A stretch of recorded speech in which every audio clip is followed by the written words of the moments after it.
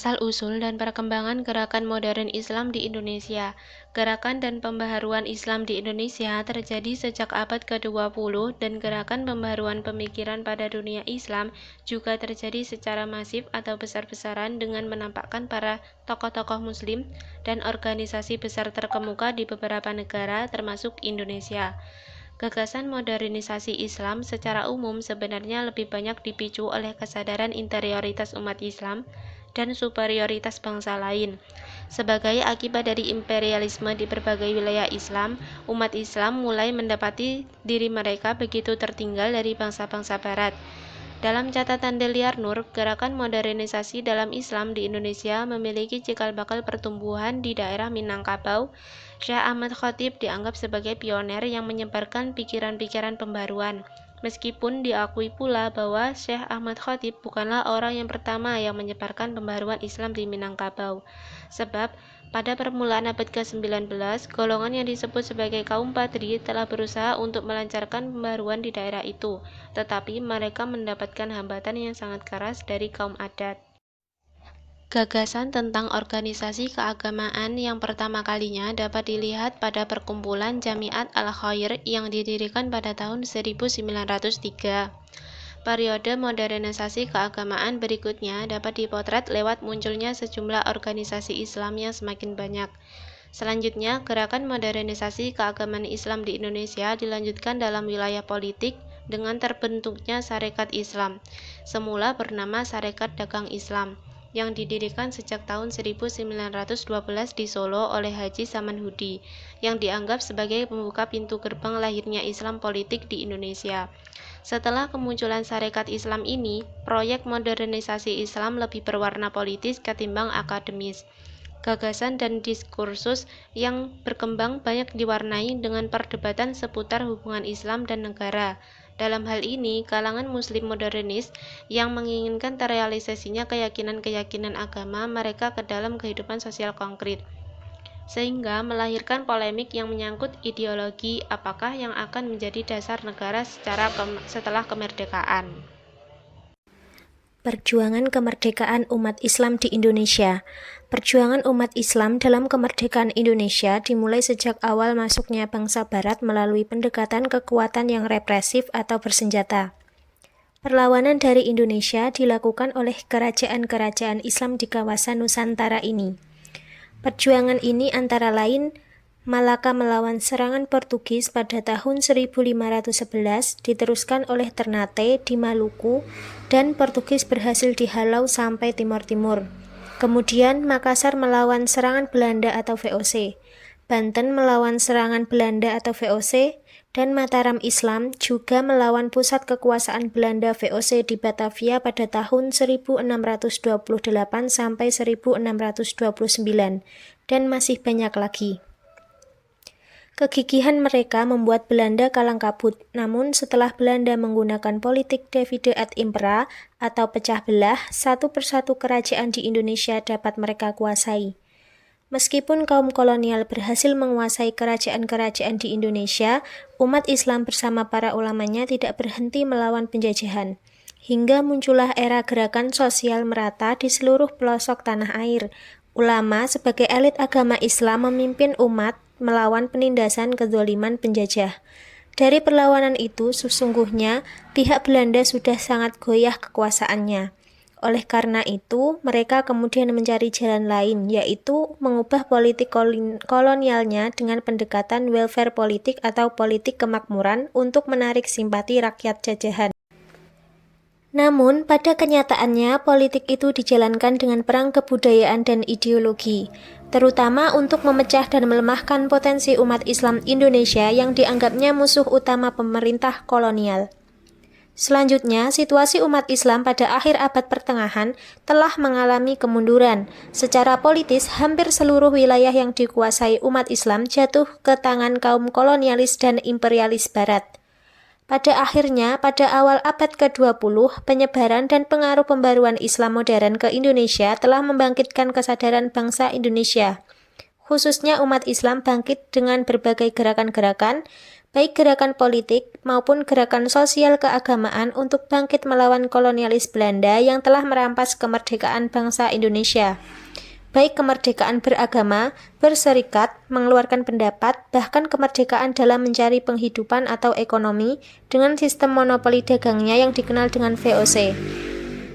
Bermula dari pembaharuan pemikiran dan pendidikan Islam di Minangkabau yang disusul oleh pembaharuan pendidikan yang dilakukan oleh masyarakat Arab di Indonesia, kebangkitan Islam semakin berkembang membentuk organisasi-organisasi sosial keagamaan seperti Syarikat Dagang Islam atau SDI di Bogor pada tahun 1909 dan di Solo pada tahun 1911.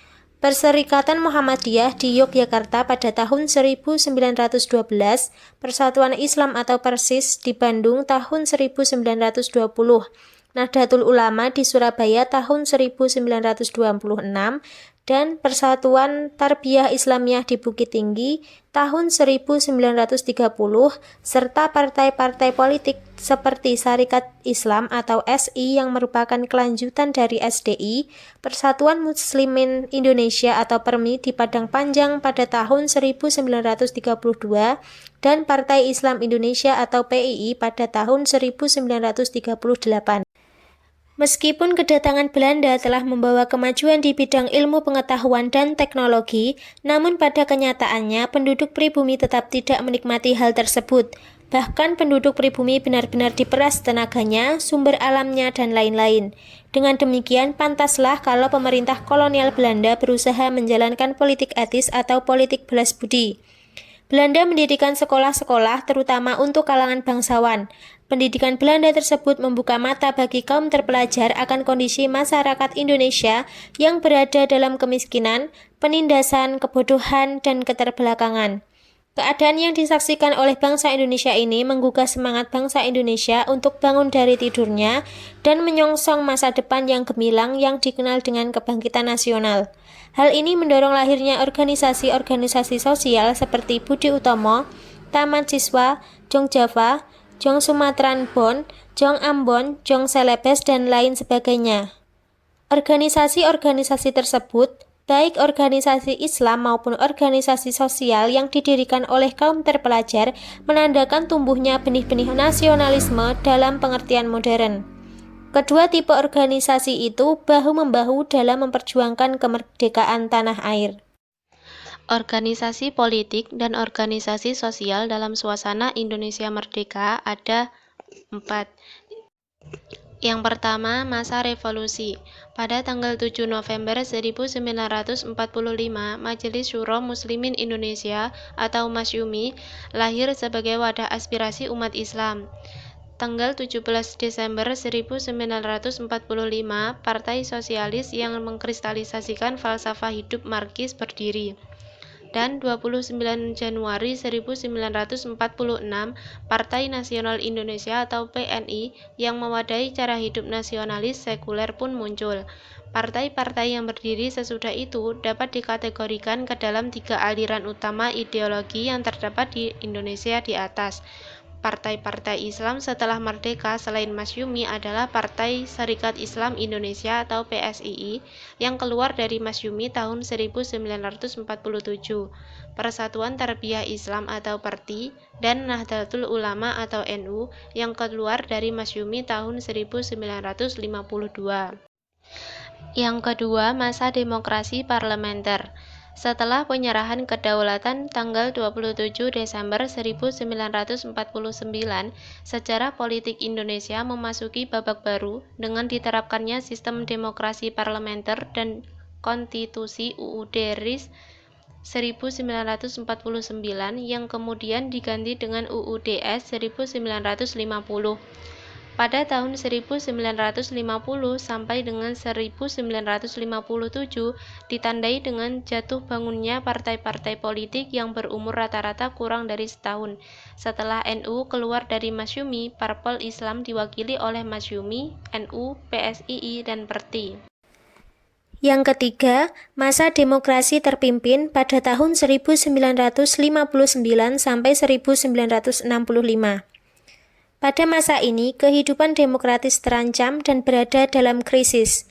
Masyumi yang sangat ketat berpegang pada konstitusi yang selalu melancarkan kritik tajam dianggap sebagai perintang revolusi pada bulan Agustus tahun 1960, diperintahkan Presiden Soekarno bubar. Sedangkan NU dan Perti tetap diizinkan untuk eksis dalam setiap pemilu karena mereka mendukung demokrasi terpimpin.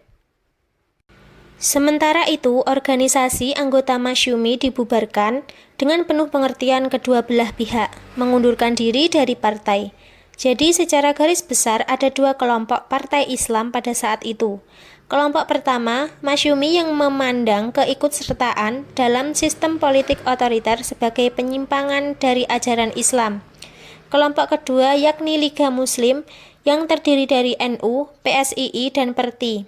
Berpandangan bahwa turut serta dalam demokrasi terpimpin adalah sikap realistis dan pragmatis. Yang keempat, masa Orde Baru. Setelah Orde Lama hancur, kepemimpinan Indonesia berada di tangan Orde Baru. Tumbangnya Orde Lama, umat Islam ikut berperan di dalam menumbangkannya, memberikan harapan-harapan baru kepada kaum muslimin. Sejak dekade 1970-an, kegiatan Islam semakin berkembang dibandingkan waktu sebelumnya. Tanda-tanda kebangkitan Islam bisa dilihat dari munculnya bangunan-bangunan baru Islam seperti madrasah dan pesantren. Selain itu juga, didirikannya MUI atau Majelis Ulama Indonesia. MUI didirikan untuk menghimpun para ulama dari berbagai organisasi Islam. MUI merupakan sebuah lembaga yang didukung oleh pemerintah pada masa Orde Baru. Lembaga ini adalah sebuah badan otonom di luar badan-badan pemerintahan dan kadangkala bersikap kritis terhadap kebijakan pemerintah mengenai Islam. Salah satu di antara beberapa fungsi utama MUI adalah menumbuhkan hubungan yang lebih positif antara ulama dan umaro.